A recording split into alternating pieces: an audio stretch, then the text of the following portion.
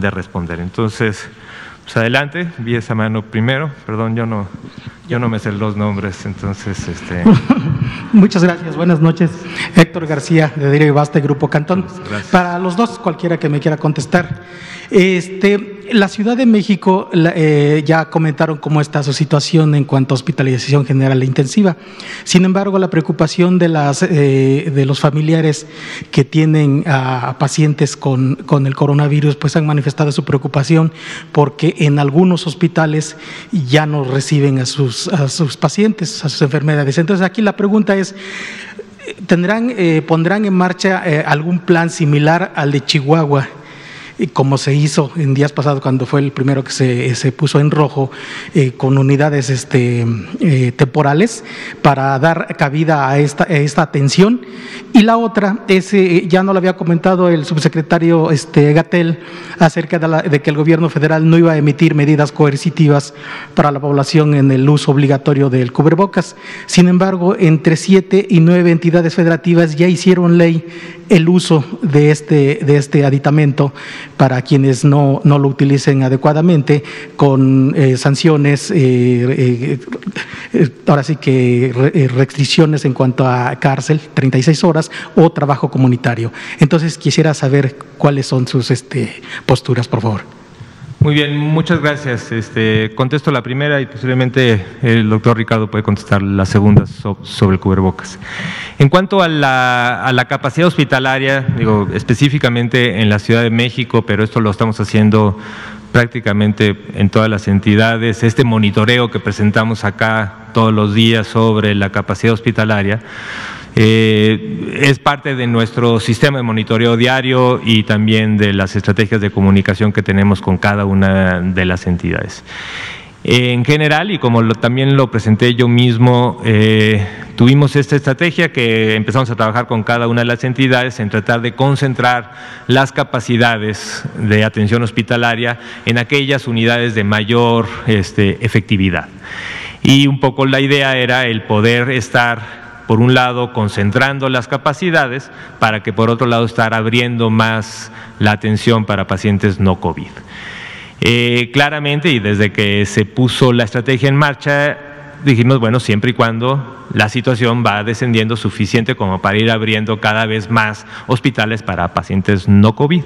Y muchas entidades empezaron con un plan le llamamos de reconversión, porque cuando se reconvirtió el sistema hospitalario, quiere decir que muchas de las camas que no estaban dispuestas para atención de pacientes COVID, se hicieron hospitales preferentemente COVID, y la idea era que en el momento de bajada o en el momento de mayor tranquilidad, pudiéramos reconvertir para incrementar lo que venimos con atención retrasada para otros problemas.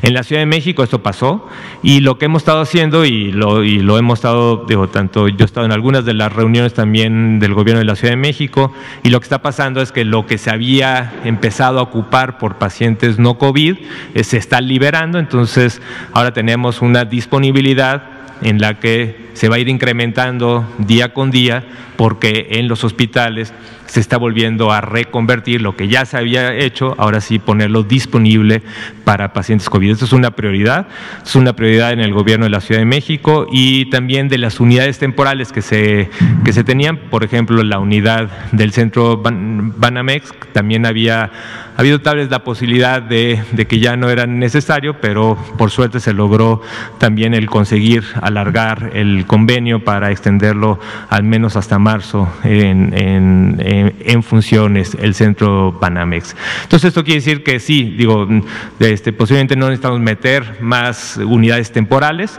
sino simplemente llegar al límite al que estuvimos en el momento de mayor capacidad, y por eso esta capacidad creemos que la podemos incrementar.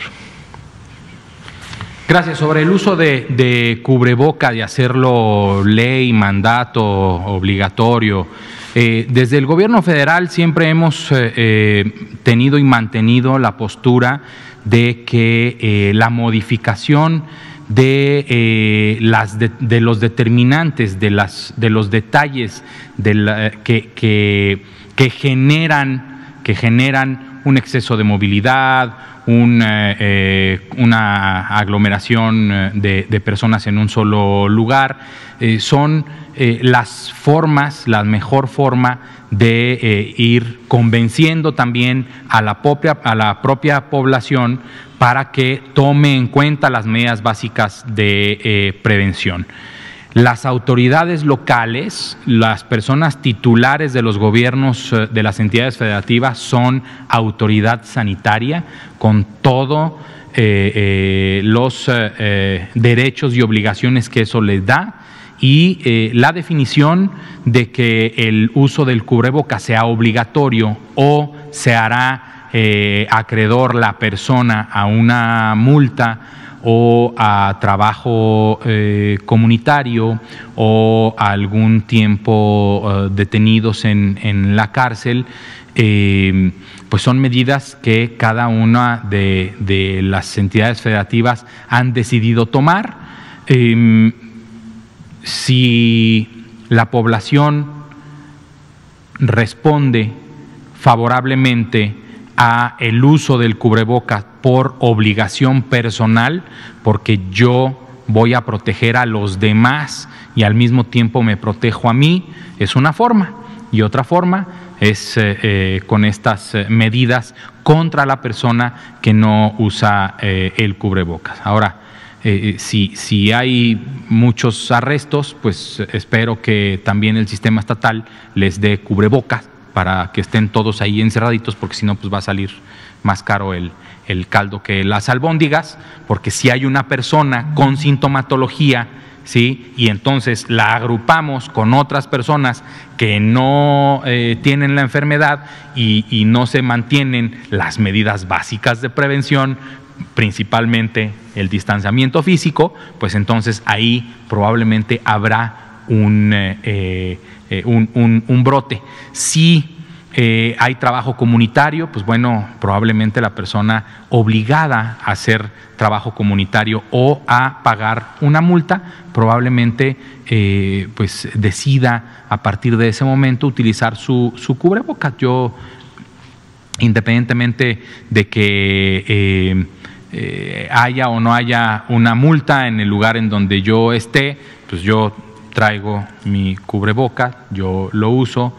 Yo no uso de los de válvula, luego traemos uno de válvula para que vean cómo a la hora de soplarle a la válvula sale todo el aire, y si sale todo el aire, sale todo el virus, si es que yo tuviera la enfermedad. Entonces, nosotros apelamos y seguiremos apelando a la responsabilidad de toda la ciudadanía, a la inteligencia de toda la ciudadanía, de que el uso de las medidas básicas de prevención son la mejor medida y son el único tratamiento y medida preventiva que tenemos al momento para disminuir la epidemia en nuestro país o en el estado en el que vivamos, recordando siempre lo que hemos recordado aquí en otras conferencias de prensa, que nuestra epidemia nacional está conformada de 32 epidemias locales y a su vez cada epidemia local del mismo número de municipios o colonias o barrios.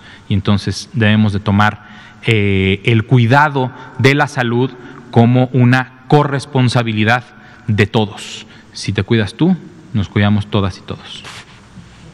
Muchas gracias, doctor Ricardo. Adelante de ese lado, sí, por favor, gracias. Después de esto.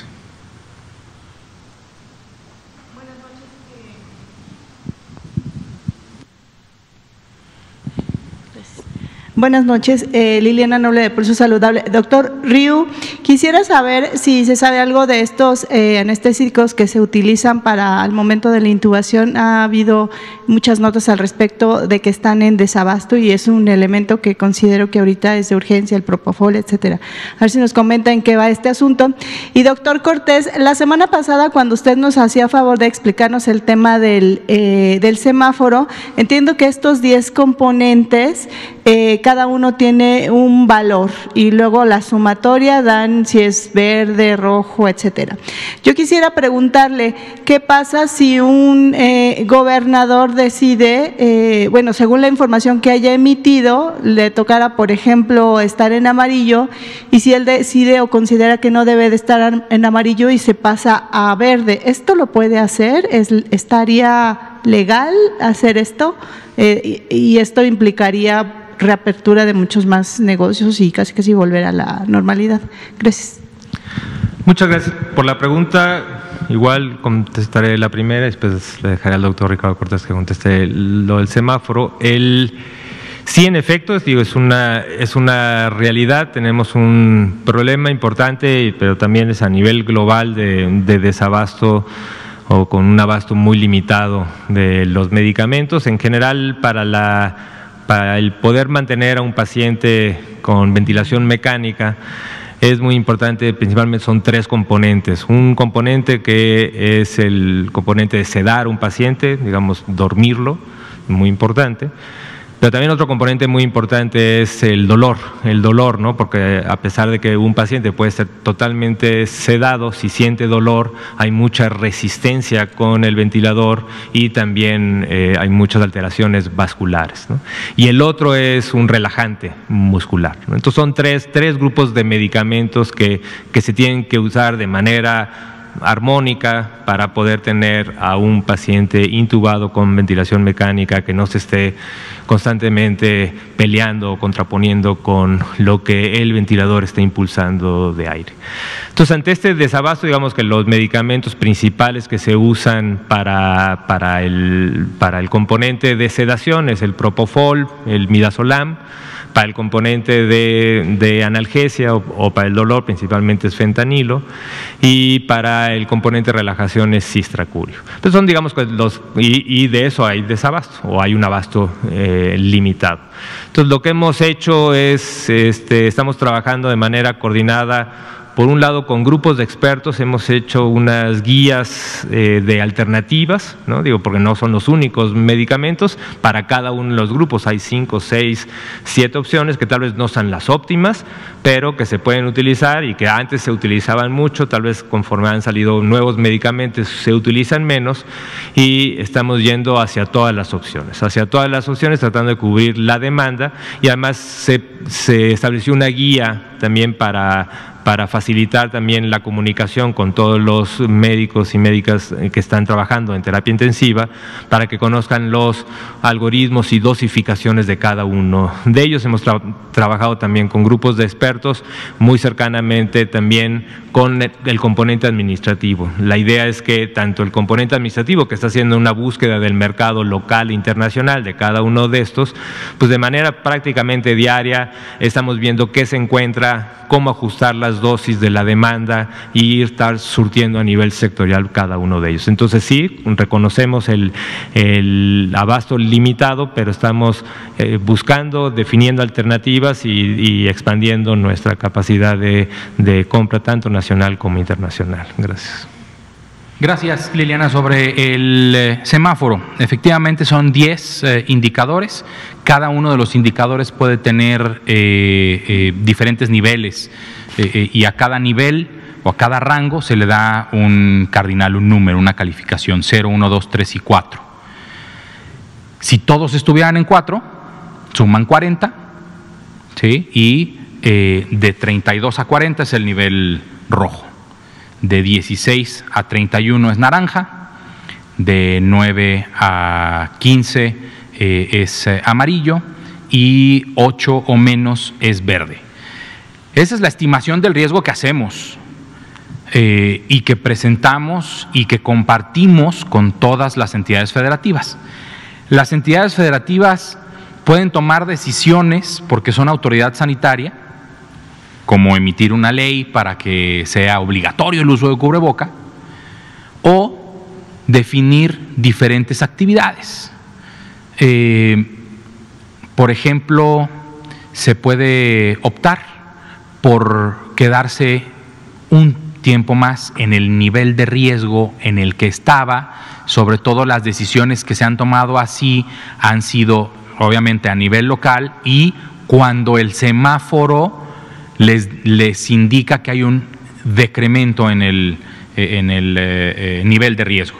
Esto lo ha hecho y lo anunció así de forma abierta, transparente y correcta el Estado de Guanajuato, cuando en el nivel de riesgo que se les compartió se decía: a partir de esta quincena Guanajuato está en amarillo. Para mayor seguridad de las personas que viven en el Estado de Guanajuato, el Estado de Guanajuato decidió mantenerse aún con las actividades del nivel naranja para luego pasar a nivel amarillo. ¿Podría disminuir? Híjole, o sea, la verdad es que probablemente sí, probablemente sí. Lo más seguro es que sea un error completamente, porque el nivel de riesgo se estima con los datos que el propio Estado nos comparte. Hay que recordar lo mismo que dije el día que presenté el semáforo. No es el doctor Ruy López Ridaura el que habla todos los días a los 2,000 hospitales para ver cuál es la ocupación hospitalaria para la red IRAG. Es el personal que está en el hospital, en el estado, en el municipio, otorgando la información para tener un panorama nacional y para tener un panorama local. O sea, ellos mismos usan y deben usar la información para analizarla todos los días. Entonces, con esta herramienta, el semáforo de riesgo epidémico, que además fue hablado, compartido y consensuado tanto con gobernadores y la jefa de gobierno y las personas titulares de las Secretarías de Salud de las 32 entidades federativas, difícilmente veo que alguna de ellas dijera: no, yo no estoy en naranja, yo estoy en verde y aquí vámonos todos de pachanga. Definitivamente me parece que hay una responsabilidad importantísima en las 32 entidades federativas y lo que se ha hecho ha sido al revés. Se ve una disminución en el riesgo y el Estado decide mantener ciertas actividades socioeconómicas todavía detenidas o disminuidas en su actividad para seguir manteniendo esa tendencia al descenso en el nivel de riesgo. Así ha sido para todos y pues, los resultados han sido diferentes. Tenemos 2 estados en verde, tenemos 2 estados en rojo y 28 entre amarillo y naranja. Entonces me parece que hay responsabilidad de parte de todos los estados. Gracias. Muchas gracias, Ricardo. A ver, aquí y después allá. Gracias. Sí, buenas noches. Juan Carlos Machorro, AM de Querétaro. Doctor Cortés, ¿cuál es su opinión del operativo que se llevó a cabo afuera del Estadio Akron de Guadalajara, donde al final de cuentas sí entró personas? Y si ustedes como Secretaría han recibido denuncias de eventos, si se puede decir, masivos clandestinos, se ha documentado que ha habido funciones de lucha libre clandestinas con presencia de gente que pues por alguna razón van, no, así que no van obligados, van por gusto y pues van a funciones donde no se toma la más mínima consideración sanitaria. ¿Ustedes qué saben sobre estas, llamémosle, actividades clandestinas donde pues la gente está asistiendo? Gracias. Muchas gracias. Sobre el operativo en el estadio de Chivas, asumo que la base, el piso, lo mínimo que tomaron fue el protocolo definido previamente entre la directiva de la Liga MX y nosotros. De ahí para arriba, lo que quieran implementar de más para proteger más a la población es extraordinario. El hecho de que lo hayan realizado estando en semáforo naranja y no como se acordó que sería hasta el semáforo amarillo o verde, habla de un riesgo que toma el gobierno del Estado de Jalisco con la información que tiene el gobierno del Estado de Jalisco y con la inteligencia epidemiológica que hay en el Estado de Jalisco en sus autoridades sanitarias, en su equipo de salud. Entonces toman esta decisión para hacer esta prueba piloto que se denominó, y pues seguramente habrá un seguimiento muy puntual de las 6,000 personas aproximadamente que pudieron haber entrado al estadio de Chivas, que es el 15% de su aforo, que se dijo que se tendría de público. Entonces seguramente al momento de ingresar tomaron datos, ¿no?, personales para localizarlos, para darles seguimiento. Eso es lo que yo esperaría de un operativo de seguridad sanitaria en un estadio de fútbol que tomó la decisión de abrir cuando el riesgo epidémico era mayor al acordado para la apertura o para la entrada de afición a los estadios. Los eventos clandestinos, en realidad no hemos recibido ninguno. Siempre que hay crisis hay algo clandestino, ¿no? Lo que ahora es probablemente lo más normal, como ir a comprar una botella de whisky a una tienda de conveniencia. En tiempos de Al Capone era el peor de los delitos que había, y había bares clandestinos de whisky y fábricas clandestinas de whisky. En este caso, dado que estamos en una crisis sanitaria que se ha convertido en crisis económica y humanitaria, pues también hay gente que busca continuar como si no pasara nada. Seguramente son personas que siguen creyendo que esto no existe, siguen creyendo que las personas que presentamos nosotros como un número, como un dato duro, no existen, pero sí existen. Y las personas que desafortunadamente perdieron la vida existían y dejaron un hueco terrible en sus familias. Entonces, el hecho de acudir a estos lugares, a estas actividades clandestinas, es reprobable, tanto en la organización como en la asistencia. Es reprobable. No hemos tenido ningún reporte, pero sin tenerlo lo reprobamos y le decimos a la gente: no vaya, no vale la pena, el riesgo es su vida. Gracias. Pues muy bien, desgraciadamente ya son las 8:01, ya quedaré la pregunta para mañana o para la próxima semana, y pues solamente como mensaje creo que es importante el mantener, tenemos una epidemia activa. El día de hoy el doctor Ricardo Cortés presentamos 6 estados en donde ya la tendencia que no se había presentado en otras semanas, en el mismo viernes antes de abrir la nueva semana, estamos viendo ascensos importantes en la tendencia de casos, y esto pues refleja una transmisión activa en estos estados, y ya veremos ahora sí al cierre de la semana y seguramente el martes que viene en el Pulso de la Salud, donde el doctor López-Gatell hace un recorrido para cada una de las entidades, podemos ver y seguir viendo que hay entidades que sigue siendo heterogéneo, hay entidades que suben, hay entidades que bajan, pero aquí estamos identificando al menos estas 6 que de manera temprana están subiendo. Uno de los componentes que explica también esto es que la incorporación en el sistema de las pruebas antigénicas, que como ya lo hemos dicho, se reportan mucho más rápido porque el resultado es mucho más rápido, y por lo tanto hay un reporte que se ve en el sistema de manera mucho más pronta a lo que tradicionalmente veníamos viendo con el PCR. Entonces esto lo tenemos que seguir evaluando, ya lo seguiremos evaluando, pero por lo pronto en estas 6 entidades es importante que cada de la población identifique el riesgo, manténganse en casa lo más que puedan, sin salir para actividades que no sean esenciales, y guardando todos los componentes de sana distancia necesarios para mitigar el problema. Muchas gracias y estaremos viéndonos mañana. Buenas noches.